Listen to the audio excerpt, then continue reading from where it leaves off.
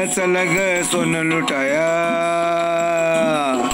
चला चला ग सोन लुटाया, जाऊ आज पहाटी नाग नदीच्या काठी.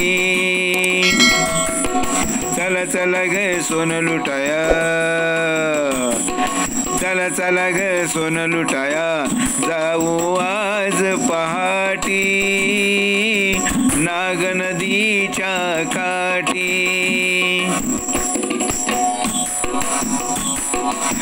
नाग नदीचे निर्मळ पाणी, भीम सख्याची गाई गाणी.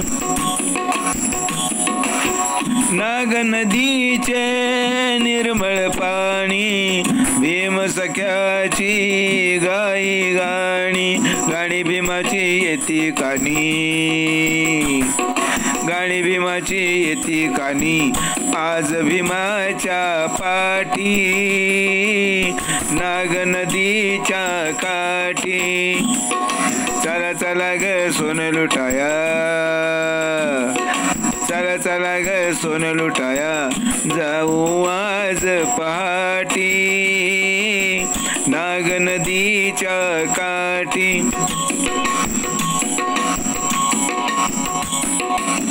वदती साऱ्या लेकी बाळी, भीम जयंती हीच दिवाळी. वदती साऱ्या लेकी बाळी, भीम जयंती हीच दिवाळी. लेकी बाळींनी केली दाटी, लेकी बाळींनी केली दाटी, भीम जयंती साठी नाग नदीच्या काठी. चला चला ग सोन लुटाया,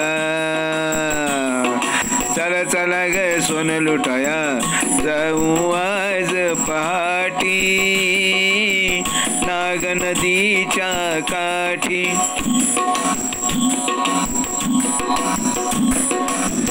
दीन जनाला देता काही, विसरू नाही वामनलाई.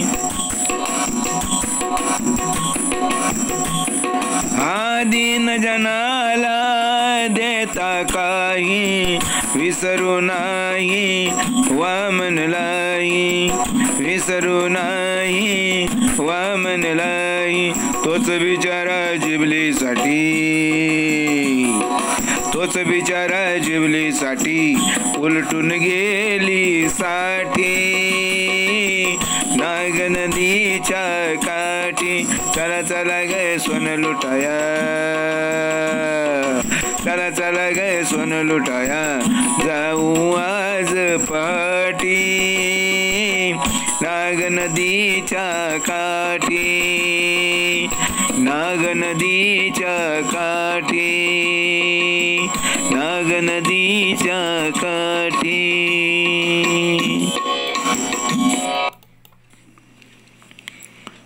जिवलग नातेवाईकाचं घर आज आनंदाने भरलं होतं आणि माझ्या गीतांना ऐकण्यासाठी मोहल्ल्यातल्या लोकांनी गर्दी केली होती. मी गीत गायला बसलो. काही गाणी झाल्यावर आले विहारी मी हे गीत गायला घेतलं. आता माझी 70 मी कधीच ओलांडली होती. माझी 70 मी कधीच ओलांडली होती. शरीराने आपलं दुबळेपण दाखवायला सुरुवात केली होती. नजर दुबळी झाली होती तरी तसा चष्मा अजून मला लागला नव्हता. बिना चष्म्याचं मी वाचत होतो तरी माझी वृद्धावस्था झाकणार नव्हती. तरीही मी गातच होतो. माझी बैठक तशी पूर्वीसारखीच होती.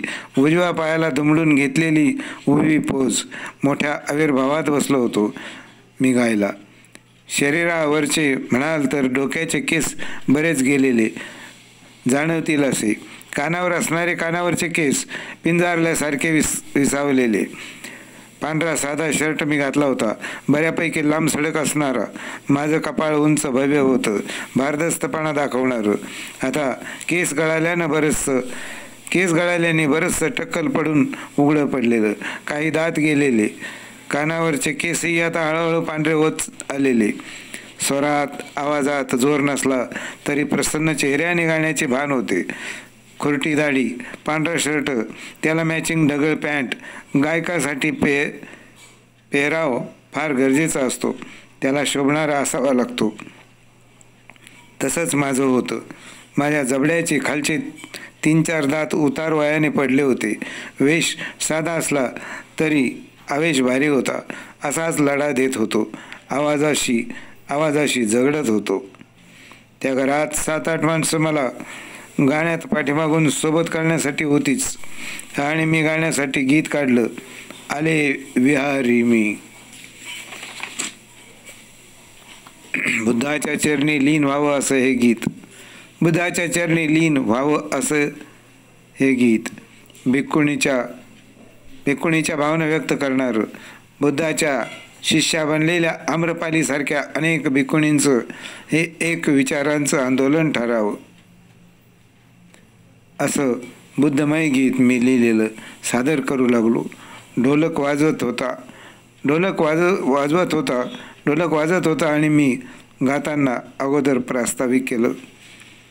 भिक्खुणी म्हणते, मी विहारात कशासाठी आले हे ती या गीतातून सांगते आहे. आणि पेटीनं सूर धरला, ढोलक वाजू लागला, सोबत माणसं मला साथ देऊ लागली आणि मी गाऊ लागलो, आले विहारी मी.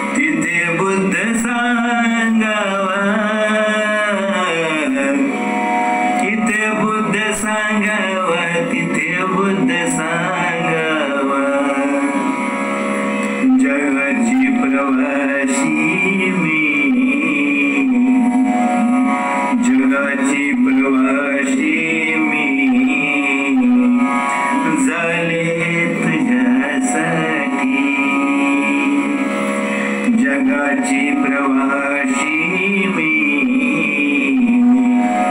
झाले तुझ्यासाठी आले विहारी मी आले तुझ्यासाठी कोटी पिलासाठी भीमा तुझ्या पाठी कोटी पिलासाठी भीमा तुझ्या पाठी कोटी पिलासाठी भीमा तुझ्या पाठी वामनची लेखणी मी वामनची लेखणी मी झाले तुझ्यासाठी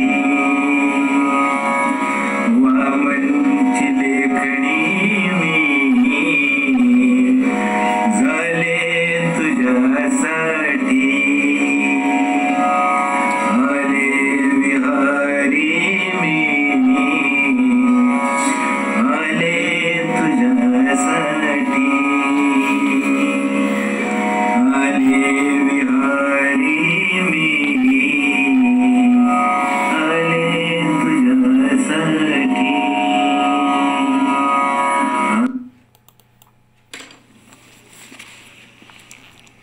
यवतमाळमधलं ते थिएटर माणसांनी खचाखच भरलं होतं. स्टेजही भव्य होतं आणि माणसं माझं गाणं ऐकण्यासाठी तयारीनं आली होती. माझी 70 उलटली होती नुकतीच, पण जोश कायम होता. स्टेजवर मागे पडद्यावर लिहिलं होतं, वामनदादा कर्डक, संगीत रजनी, यवतमाळ. डावीकडे बाबासाहेबांचा उतार वयातला फोटो होता. कार्यक्रमाची वेळ झाली. आता मी एक गीत गाणार होतो, ज्याचं नाव होतं पैदा होतो भीमसा नर पैदा हो. माझ्या नजरेनं चौफेर नजर टाकली. पुन्हा साथीदारांवर नजर फेकली. मी वाजवण्यासाठी हार्मोनियम स्वतः वाजवायला घेतली होती. माझ्या उजव्या हाताला ढोलक वाजवणारा होता. 2 माईक होते. 7-8 माणसं गाण्याला साथ देण्यासाठी होती. आणि अशा डांगात मी माझं गाणं सुरू केलं की बस, नेहरू पायजाम्यावर होतो मी.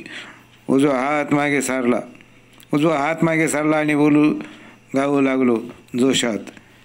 किसी को जर मिला भीमका, किसी को जर मिला भीमका, किसी को घर मिला भीमका. मी या ओळी फेकताच सभागृह सावरलं.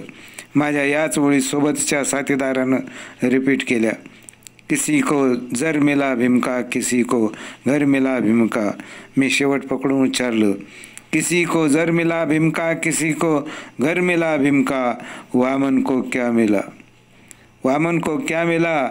आणि आवेशाने, अरे छपी कागज की गठड़ी में अरे हमें भी सर मिला भीमका. आणि पेटीवर माझी बोटं थरकू लागली. गाणं बाहेर पडलं, पैदा होतो भीम सानर पैदा हो. अरे एक नया आंबेडकर पैदा होतो भीम सानर पैदा हो. आणि साथीदार साथ देऊ लागले. मी पुढचं कडवं घेतलं, सर झुकाने वाले तेरा सर क्या है. सर झुकाने वाले तेरा सर क्या है. सर में तेरे भीम का सर पैदा हो. साथीदार रंगात आले. सभागृह रंगून गेलं. जसं रंगून गेलं तसं गुंगून गेलं. मी उजवा हात उंचावून जोशात गात होतो. मांडीची कधी उजवी तर कधी डावी बाजूवर करायचो. पुढचं कडवं घेतलं, सारा नगर प्यार से पले ऐसा. सारा नगर प्यार से पले ऐसा. अरे हर नगर में एक हाफिसर पैदा हो. मागचे भारी साथ देत होते. मी डावा उजवा हात मागे सारत गात होतो. बेंबीच्या देठापासून गद्यात व्यक्त झालो. दिल से मिले दिल वतन के लोगों के. हिंदू हो, मुसलमान हो, शीख हो, जैन हो, बौद्ध हो, ख्रिश्चन हो, पारसी हो, दिल से दिल मिले. आणि पुढचं कडवं घेतलं, दिल से मिले दिल वतन के लोगों के, ऐसे नए नर के असर पैदा हो, ऐसे नए नर के असर पैदा हो. मागच्या साथीदारांवर नजर फेकली, ते सावरले, जोश येऊन गाऊ लागले. मी एक आलाप घेऊन पुढचं कडवं घेतलं. त्याआधी मागच्याला सूचना दिली. तो सावध झाला. सूचना मिळून ती मेंदूत जायला काही सेकंद लागतात. पेटीवर बोटे फिरवून मी गद्यात सादरीकरण करीत बोललो, झोपड़ों में रहने वाले लोगों के, झोपड़ों में रहने वाले लोगों के. मग कडवं गावं लागलो, अरे झोपड़ों में रहने वाले लोगों के, अरे ऊंचे ऊंचे ऊंचे ऊंचे नये नगर पैदा हो. आणि दोन्ही हात फाकवीत मी गात होतो. उत्साहाने साथी साथ देत होते. पुढं गद्यात आविष्कार केला, मारने वालों की हात रोक सके. आणि त्याचा आविष्कारही जबरदस्त केला. नि कडवं गायलं, अरे हो तो ऐसा जाने जिगर पैदा हो. आणि आलाप घेऊन शेवटच्या कडव्याला हात घातला गद्यात, ज्यात माझं नाव गुंफलेलं होतं की शेर होतो, मी शेर होतो वामन तेरे शेरों से. त्या कवितेच्या 2 ओळी असू दे, पण कशा असल्या पाहिजेत. शेर हो तो वामन तेरे शेरों से, अरे एक ही संसार का घर पैदा हो.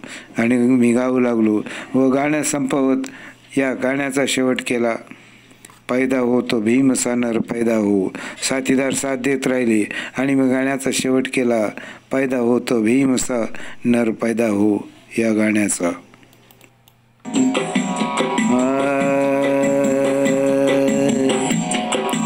पैदा हो तो भीमसा नर पैदा हो, पैदा हो तो भीमसा नर पैदा हो. एक नया आंबेडकर पैदा हो, एक नया आंबेडकर पैदा हो. पैदा हो तो भीमसा नर पैदा हो, पैदा हो तो भीमसा नर पैदा हो, पैदा हो तो भीमसा नर पैदा हो. सर झुकाने वाले तेरा सर क्या है, सर झुकाने वाले तेरा सर क्या है, सर झुकाने वाले तेरा सर क्या है. सर में तेरे भीम का सर पैदा हो, सर में तेरे भीम का सर पैदा हो. पैदा हो तो भीमसा नर पैदा हो, पैदा हो तो भीमसा नर पैदा हो. झोपड़ों में रहने वाले लोगों के,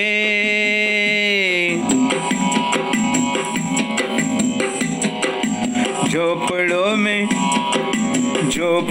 में रहने वाले लोगों के, झोपड़ों में रहने वाले लोगों के. ऊंचे ऊंचे नए नगर पैदा हो, ऊंचे ऊंचे नए नगर पैदा हो. पैदा हो तो भीमसा नर पैदा हो, पैदा हो तो भीमसा नर पैदा हो.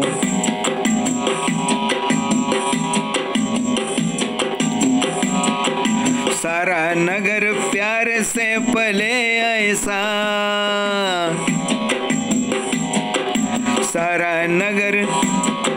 सारा नगर प्यार से पले ऐसा, सारा नगर प्यार से पले ऐसा। हर नगर में एक ऑफिसर पैदा हो, हर नगर में एक ऑफिसर पैदा हो। पैदा हो तो भीम सनर पैदा हो, पैदा हो तो भीम सनर पैदा हो। दिल से मिले दिल, दिल से मिले दिल वतन के लोगों के,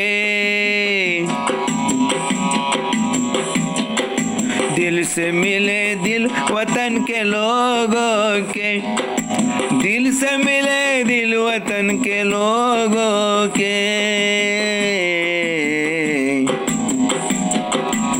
ऐसे नए नर के असर पैदा हो, ऐसे नए नर के असर पैदा हो। पैदा हो तो भीम सनर पैदा हो, पैदा हो तो भीम सनर पैदा हो।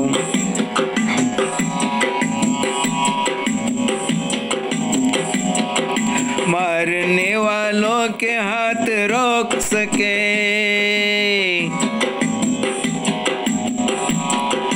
मारने वालों के हाथ रोक सके,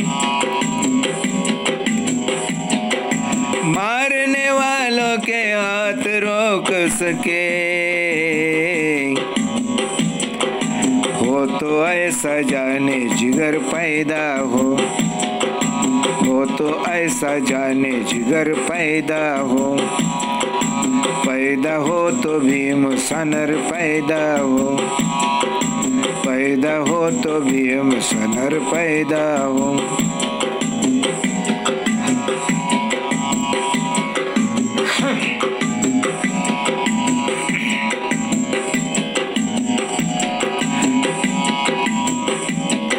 शेर हो तो वामन तेरे शेरों से,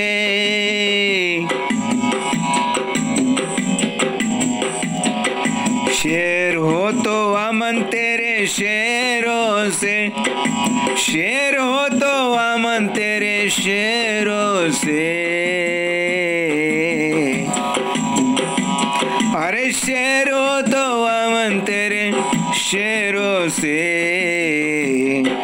एक ही संसार का घर पैदा हो, एक ही संसार का घर पैदा हो। पैदा हो तो भीम सनर पैदा हो, पैदा हो तो भीम सनर पैदा हो। एक नया अम्बेडकर पैदा हो, एक नया अम्बेडकर पैदा हो, एक नया अम्बेडकर पैदा हो। पैदा हो तो भीम सनर पैदा हो, पैदा हो तो भीम सनर पैदा हो, पैदा हो तो भीम सनर पैदा हो।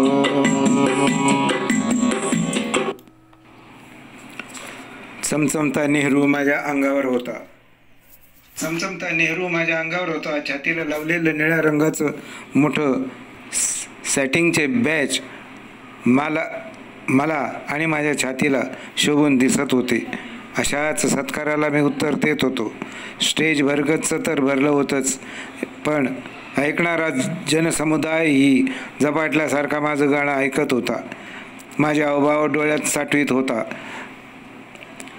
चमचमता फिकट निळा नेहरू आणि पायजमा माझं व्यक्तिमत्व वाढवीत होता. माझं वय झालेलं असलं तरी उमेद कायम होती. स्टेजवर मी ITत बसलो होतो. पांढरे झालेले माझे केस माझ्या जीवनानुभवाची साक्ष देत होते. समोर 2 माईक होते, साईडला 1 माईक होता. डावी उजवीकडे माझे साथीदारही त्याच तोऱ्यात व उत्साहात होते. एकानं पिवळा तर दुसऱ्यानं पांढरा ड्रेस घातलेला असा होता. ढोलकी होती, हार्मोनियम होता आणि साथीदार होते. मग मला उत्साहाला उधाण आलं आणि जे माझं आशावादी हिंदी गीत होतं त्याचं मी गद्यात सादरीकरण करू लागलो. आज नहीं तो कल जमाना बदलेगा. हे गीत सादर करताना मला विशेष जोश येत असे. आजही त्यात कणभरी कमतरता भासली नाही. समुदायाला हे गीत लिहिताना तेव्हा मी माझा सगळा आशावाद त्यात ओतला होता. आणि आज कमजोरांची ताकद उद्या नक्कीच वाढेल. धनचोरांचा त्यांच्या करणीचा जाब द्यावाच लागेल.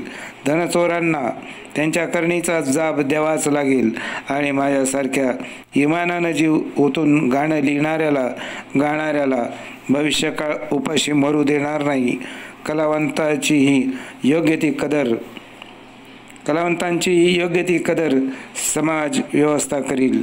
समाजातले आर्थिक बळ प्राप्त झालेले करतील. बाबासाहेबांचं नाव जगभर करणाऱ्याला माणसं विसरणार नाहीत असा आशावाद मी या माझ्या गीतातून व्यक्त केला होता. ते क्रांतीचा जयघोष करणारं गीत मी माझ्या खास शैलीत सादर केलं.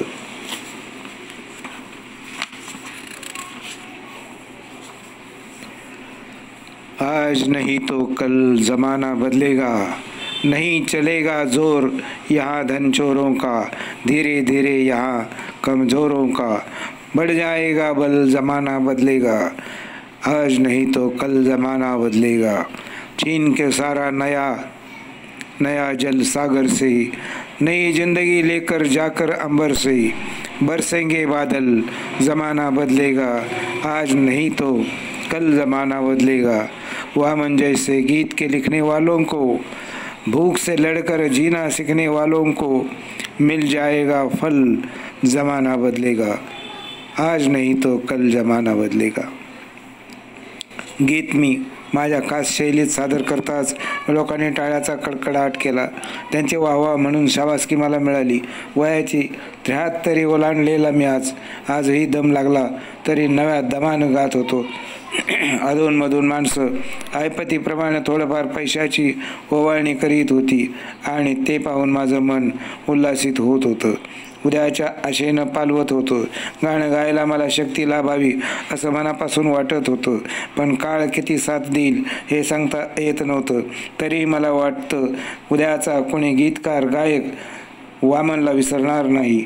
माझ्या परिवर्तनवादी विचारांची दखल घेईल. भुकेची जाणीव ठेवून लिहील.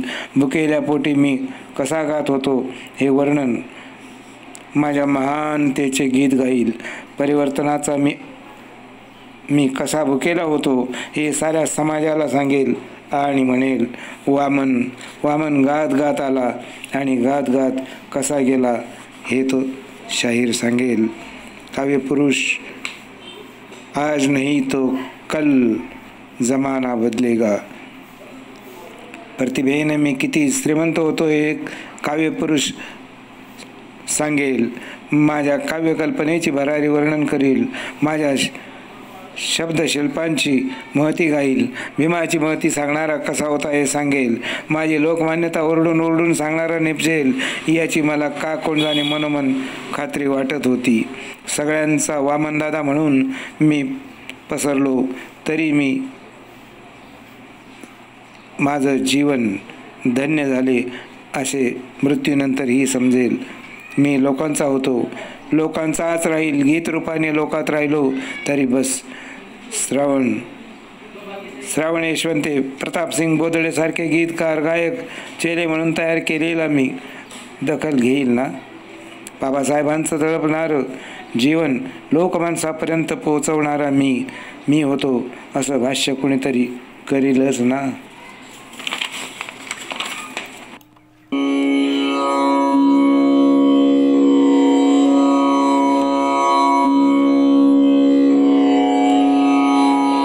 आज नहीं तो कल जमाना बदलेगा.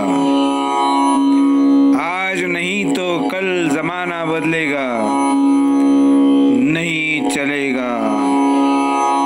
चलेगा जोर यहाँ धन चोरों का, नहीं चलेगा जोर यहाँ धन चोरों का, धीरे धीरे यहाँ कमजोरों का, नहीं चलेगा जोर यहाँ धन चोरों का, धीरे धीरे यहाँ कमजोरों का, बढ़ जाएगा बल, जमाना बदलेगा, आज नहीं तो कल जमाना बदलेगा।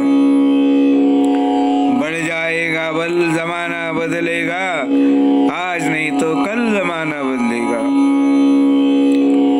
छीन के सारा नया नया जल सागर से, छीन के सारा नया नया जल सागर से, नई जिंदगी लेकर जाकर अंबर से, छीन के सारा नया नया जल सागर से, नई जिंदगी लेकर जाकर अंबर से, बरसेंगे बरसेंगे बादल, जमाना बदलेगा, आज नहीं तो कल जमाना बदलेगा। वामन जैसे गीत के लिखने वालों को, वामन जैसे गीत के लिखने वालों को, भूख से लड़कर जीना सीखने वालों को, वामन जैसे गीत के लिखने वालों को, भूख से लड़कर जीना सीखने वालों को, मिल जाएगा फल, जमाना बदलेगा, आज नहीं तो कल जमाना बदलेगा, आज नहीं तो कल जमाना बदलेगा, आज नहीं तो कल जमाना बदलेगा। कानात काल माझ्या गीत लिहिताना माझ्या मनाची जी अवस्था होती ती अतिशय अद्वितीय होती, कल्पनातीत होती। बाबासाहेब गेले, महानिर्वाण पावले, 7 कोटी जनता दुःख सागरात बुडाली, तसं बाबासाहेब अकालीच गेले असं मला वाटत होतं। विचारांचं थैमान माझ्या मनाला स्वस्थ बसू देत नव्हतं। हे कसं झालं? बाबासाहेबांना इतक्यात मरण यायला नको होतं। समाजाला त्यांची अजून काही वर्षे तरी आत्यंतिक गरज होती। नुकताच स्वीकारलेला बौद्ध धर्म म्हणजे धम्म समाज माणसात रुजवायचा होता, मुरवायचा होता, पण बाबासाहेबांचा मृत्यू स्वीकारणं हे शाश्वत सत्य होतं। मी ते स्वीकारलं, पण रथी महारथींना शरण न येणारा मृत्यू बाबासाहेबांना शरण आलाय अशी आगळीवेगळी कल्पना माझ्या मस्तकात झंकारली आणि तसेच शब्द माझ्या लेखणीतून उतरले आणि मी लिहिलं की कुणालाही शरण न येणारा मृत्यू बाबासाहेबांना शरण आला, कुणालाही शरण न येणारा मृत्यू बाबासाहेबांना शरण आला, कारण उपाशी पोटी राहणाऱ्यांना घास भरवणारा अन्नदाताच जणू मृत्यूला बाबासाहेब वाटले। ज्याला कोणीच शिवत नव्हतं त्या अस्पृश्य समाजाला राखीव जागांच्या रूपानं बाबासाहेबांनी केलेली किमया मृत्यूलाही थक्क करणारी होती।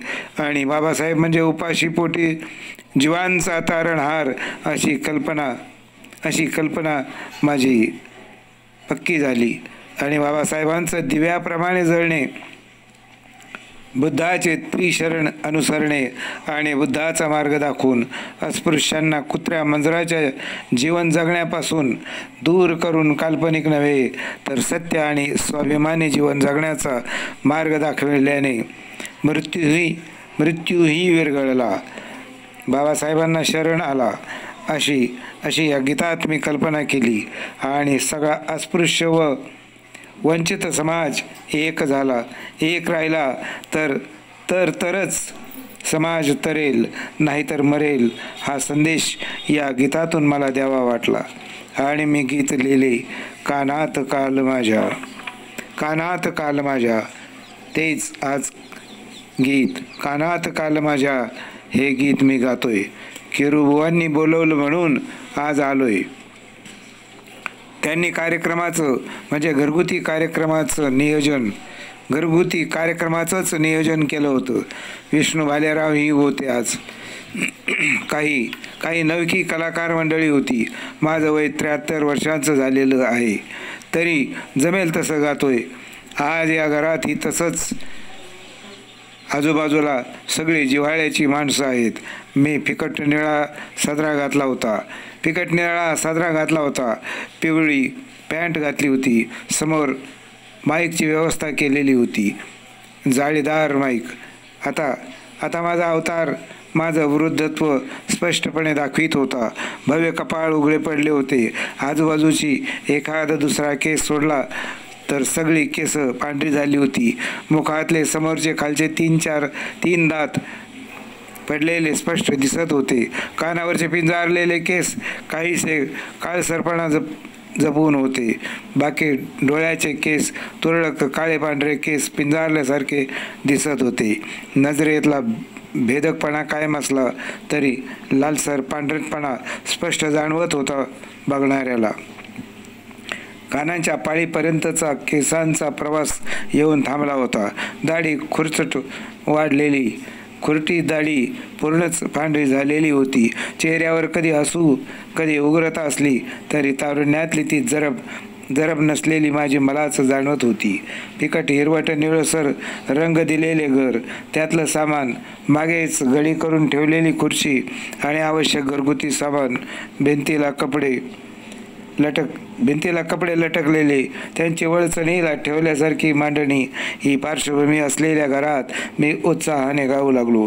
मागे 5-6 जण साथीला होते. ढोलक होता, पेटी होती आणि पांढरी दोरीने स्टँडला त्या पाईपला बांधलेल्या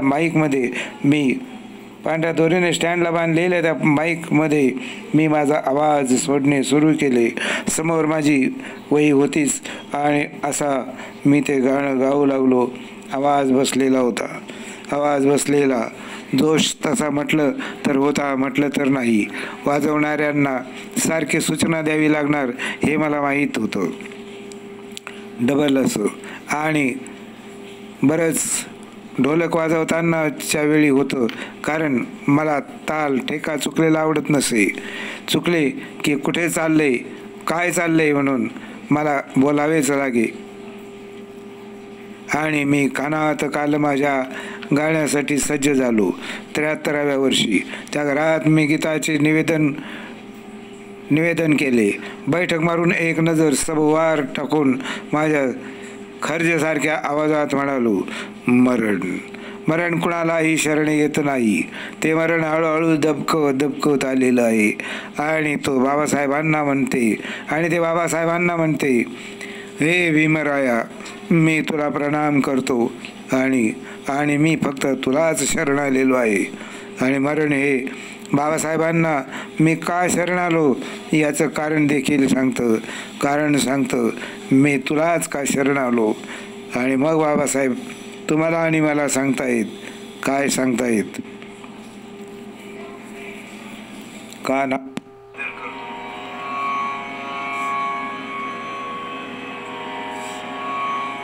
कल्पना अशी आहे की मरण कुणालाही शरण येत नाही. ते मरण हळूहळू दबकत आलेलं आहे. आणि बाबासाहेब आंबेडकरांना म्हणतंय की हे भीमराया, मी तुला प्रणाम करतो आणि मी फक्त तुलाच शरण आलेलो आहे. आणि त्या येण्याचं कारण मरण सांगतं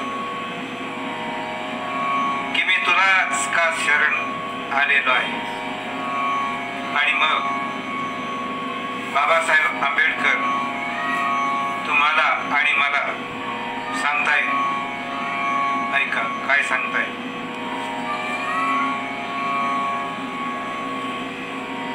कानात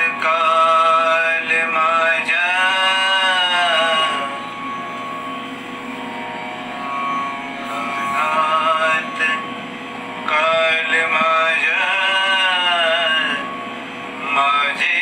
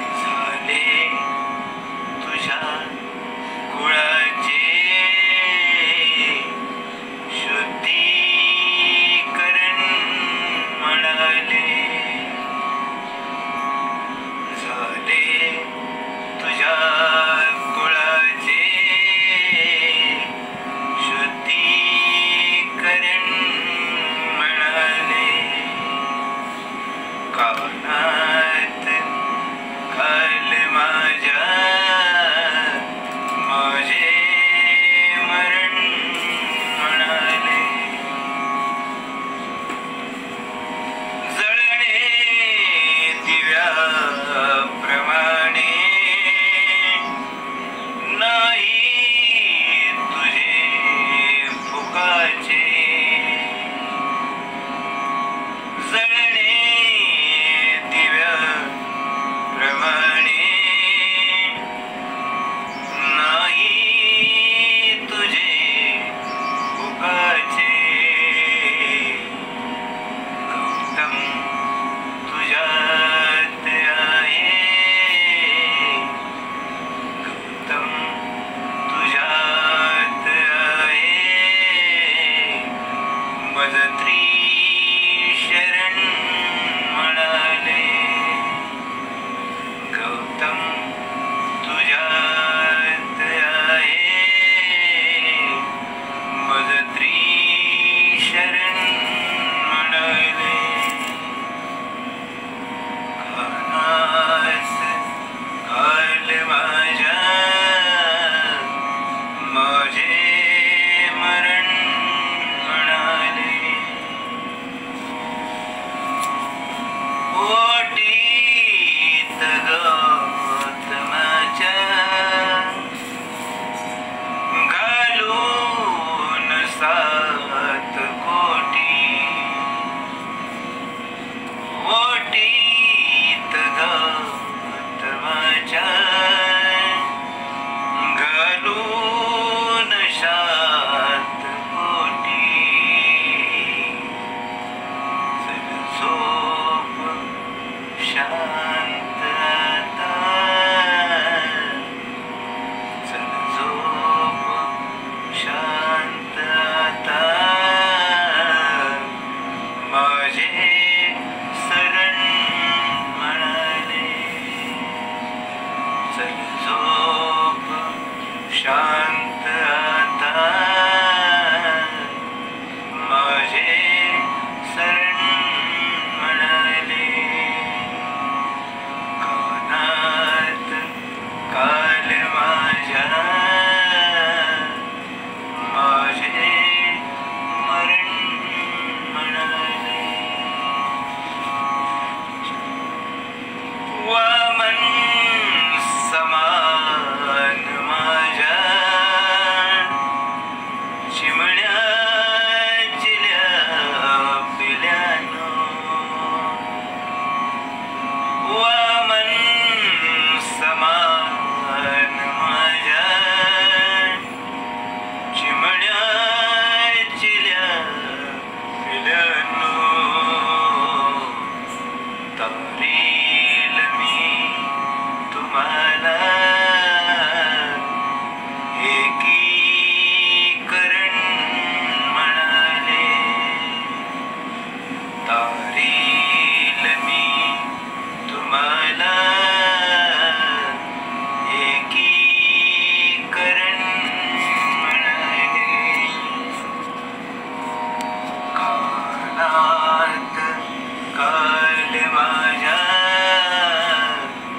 माझे मरण म्हणाले. कानात काल माझ्या माझे मरण म्हणाले. तन मन तुलाच माझे आले शरण म्हणाले. कानात काल माझ्या माझे मरण म्हणाले.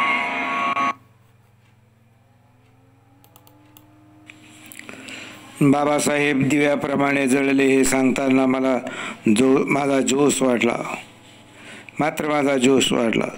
पुन्हा त्राण संचारावे तशी मी हात वर खाली करीत डोळ्यातला पांढरटपणा विसरून नजर फिरवून बघू लागलो. शेवटी निवेदन केलं. बाबासाहेबांच्या निर्वाणानंतर वामन कडक जीव तोडून गात होता, एकानंही ऐकलं नाही, एकानंही ऐकलं नाही. वामन समान माझ्या चिमण्या चिल्या पिल्यानो, तारील मी तुम्हाला एकीकरण म्हणाले, एकीकरण. आणि मी गीत समाप्त केलं. कानात काल माझ्या माझे मरण म्हणाले हे गीत.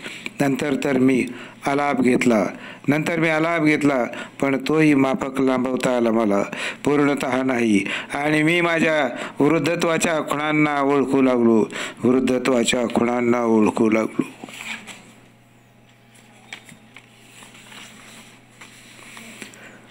वयाची 73 वर्षे. वयाचं 73वं वर्ष सरलं असेल आता माझं. स्नेहाच्या म्हणजे नात्यातल्याच घरामध्ये आज गाणं गात होतो. वऱ्हाड जेवायला उठवार. गीत विनोदाच्या अंगानं जाणार होतं. पांढरा शर्ट घातलेला मी, कानावरचे केसही आता पांढरे झालेले, समोरचे खालचे काही दात पडल्याचे स्पष्ट दिसत होते. तरी माझ्या आविर्भावात मी माझं गाणं सुरू केलं.